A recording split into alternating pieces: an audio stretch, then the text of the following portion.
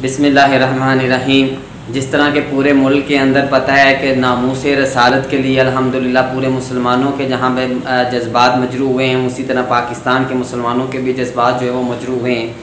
और अल्हम्दुलिल्लाह पाकिस्तान के नौजवान, पाकिस्तान की मजहबी तंजीमें जो हैं वो बिलखसूस जो मजहबी जमातें हैं बहुत अच्छा किरदार अदा करें, लेकिन हमें आगे बढ़ना होगा। मैं पाकिस्तान के तमाम नौजवानों से, ऑर्गेनाइजेशन से, जमातों से, वेलफेयर ऑर्गेनाइजेशन से और जो भी जिस जिस जगह पे जिस लेवल पे काम कर रहे हैं सबसे रिक्वेस्ट कर रहा हूँ आज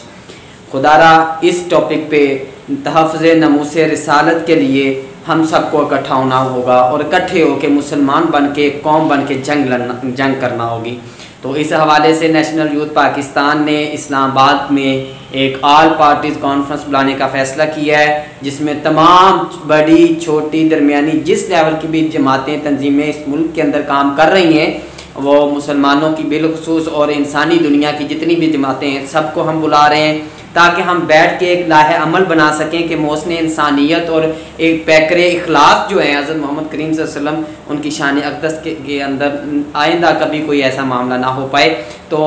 फ़्रांस के मामले पे फ्रांसीसी सफ़ीर को, फ्रांसीसी प्रोडक्ट्स को, फ्रांसीसी